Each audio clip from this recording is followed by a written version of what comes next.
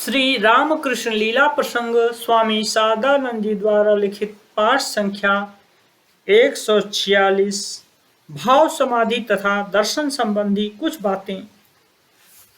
भक्तों को देव देवियों की मूर्तियों का दर्शन। श्री रामकृष्ण देव के भक्तों का और एक वर्ग ऐसा था कि उन्हें संगीत आदि के सुनने से इस प्रकार का भावावेश नहीं होता था, परंतु ध्यान आदि करते समय उन्हें देव मूर्ति आदि के दर्शन होते थे। पहले पहल उनको केवल दर्शन ही मिलता था, बाद में ध्यान जितना गाढ़ा तथा गहरा होने लगता, उतना ही उन मूर्तियों का हिलना डुलना तथा बातचीत उनके लिए प्रत्यक्ष होने लगता था। और किसी किसी को प्रारंभ में नाना प्रकार के दर्शनादि भी होते थे, किंतु ध्यान के गहरे होने पर पुनः उन्हें उस प्रकार के दर्शन आदि नहीं मिलते थे। किंतु आश्चर्य की बात तो यह है कि श्री रामकृष्ण देव इनमें से प्रत्येक के दर्शन तथा अनुभव आदि की बातों को सुनते ही यह समझ जाते थे कि कौन किस स्तर या श्रेणी का है और किसके लिए क्या आवश्यक है तथा आगे चलकर उन्हें कैसे दर्शन आदि प्राप्त होंगे। एक भक्त का वैकुंठ दर्शन। दृष्टांत स्वरूप यहाँ पर हम एक घटना का उल्लेख करना चाहते हैं। हमारे एक मित्र ने श्री रामकृष्ण देव के उपदेशानुसार ध्यान आदि करना प्रारंभ किया तथा पहले पहल ध्यान करते समय उन्हें नाना प्रकार से इष्ट मूर्ति के दर्शन मिलने लगे।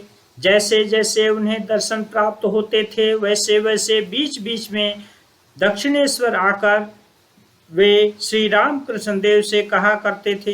सुनकर श्री रामकृष्ण देव भी कहते थे, ठीक है, अथवा ऐसा करना इत्यादि। तदनंतर एक दिन उन मित्र ने ध्यान करते समय देखा कि जितने देव देवियों की मूर्तियां हैं वे सब एक मूर्ति के अंग में समा गईं। श्री रामकृष्ण देव से जब उन्होंने यह बात बतलाई तो उन्होंने कहा, जाओ, तुम्हें वैकुंठ का दर्शन मिल गया, अब इसके बाद तुमको और कोई दर्शन नहीं होगी। हमारे मित्र कहा करते हैं, वास्तव में ऐसा ही हुआ। ध्यान करते समय फिर और मुझे किसी मूर्ति का दर्शन नहीं होता था। श्री भगवान के सर्वव्यापित्व आदि अन्य प्रकार के उच्च भाव समूह आकर मेरे हृदय में अपना अधिकार जमाने लगे। उस समय मुझे मूर्तियों का दर्शन अत्यंत प्रिय लगता था और मुझे पुनः उस प्रकार के दर्शनादि प्राप्त हों तदर्थ मैं प्रयास भी खूब करता था, लेकिन उससे होना ही क्या था। किसी भी तरह फिर किसी मूर्ति का दर्शन करना मेरे लिए संभव नहीं हुआ। साकारवादियों के प्रति श्री रामकृष्ण देव का उपदेश। रेशम की डोरी तथा अखंड प्रदीप।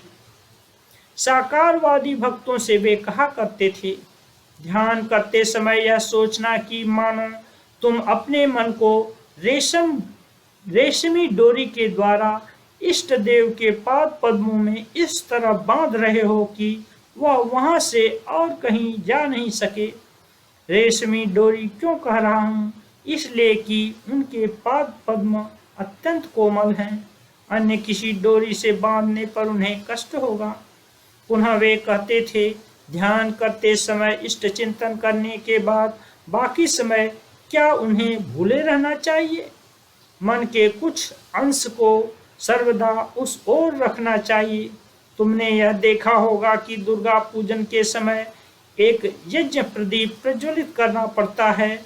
मूर्ति के समीप सदा एक ज्योति रखी जाती है, उसे कभी बुझने नहीं देना चाहिए। उसके बुझ जाने से गृहस्थ का अकल्याण होता है। इसी तरह अपने हृदय पद्म में इष्ट देव को लाकर बैठाने के बाद उनके चिंतन रूप यज्ञ प्रदीप को सर्वदा प्रज्वलित कर रखना चाहिए। संसार के कार्यों को करते हुए बीच बीच में अपने भीतर यह देखते रहना चाहिए कि वह प्रदीप जल रहा है या नहीं। ध्यान करने से पूर्व मन को धो डालना चाहिए। पुनः वे कहा करते थे, अरे, उस समय इष्ट चिंतन करने से पहले मैं यह सोचा करता था कि मानो मैं अपने मन को अच्छी तरह से धो रहा हूँ। मन के अंदर नाना प्रकार के जंजाल, मैल, मिट्टी आदि, चिंता, वासना इत्यादि रहते हैं ना, उन्हें अच्छी तरह से धो साफ करने के बाद उसके अंदर अपने इष्ट देव को लाकर बैठा रहा हूँ।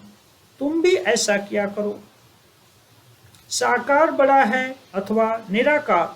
श्री राम कृष्ण देव ने किसी समय श्री भगवान के साकार तथा निराकार भाव के चिंतन के संबंध में हमसे कहा था। कोई साकार के द्वारा निराकार में पहुंचता है और कोई निराकार से साकार में पहुंचता है।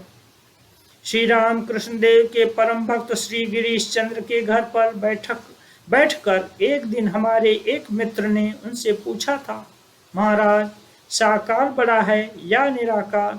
यह सुनकर श्री राम कृष्ण देव बोले, निराकार दो प्रकार के हैं, पक्का तथा कच्चा। पक्का निराकार भाव बहुत ऊंचा है। साकार के सहारे से उस निराकार में पहुंचना पड़ता है। कच्चे निराकार भाव में आंखें बंद करते ही अंधकार है, जैसे ब्रह्म समाज में देखने को मिलता है। साकार तथा निराकार का सामंजस्य। श्री रामकृष्ण देव का एक भक्त वर्ग ऐसा भी था जो पाश्चात्य शिक्षा के फलस्वरूप इस प्रकार कच्चे निराकार के सहारे साधना में अग्रसर होने का प्रयत्न करता था। श्री रामकृष्ण देव का उन्हें आदेश था कि वे ईसाई पादरियों की तरह साकार भाव के चिंतन की निंदा अथवा श्री भगवान की साकार मूर्तियों को अवलंबन कर साधन क्षेत्र में अग्रसर होने वाले भक्तों को प्रतिमा पूजक, अंधविश्वासी इत्यादि कहकर उनसे द्वेष आदि कदापि न करें। वे कहते थे, अरे वे साकार भी हैं, निराकार भी, एवं उसके अतिरिक्त और भी क्या हैं, यह कौन जान सकता है? साकार किस प्रकार का है जानते हो? जैसे जल और बर्फ। जल जमकर ही बर्फ बनता है। बर्फ के भीतर तथा बाहर जल ही है। जल के अतिरिक्त बर्फ और कुछ भी नहीं। किंतु देखो, जल का कोई रूप नहीं है, विशेष कोई आकार नहीं है, किंतु बर्फ का आकार है। इसी प्रकार भक्ति की शीतलता से अखंड सच्चिदानंद सागर का जल जमकर बर्फ की तरह विभिन्न आकारों में परिणत होता है। श्री राम कृष्ण देव के इस दृष्टांत ने कितने ही व्यक्तियों के हृदय में यह धारणा उत्पन्न कराकर कि श्री भगवान के साकार तथा निराकार दोनों भावों का एकत्र एक ही समय में समावेश होना संभव है, उन्हें अपूर्व शांति प्रदान की है।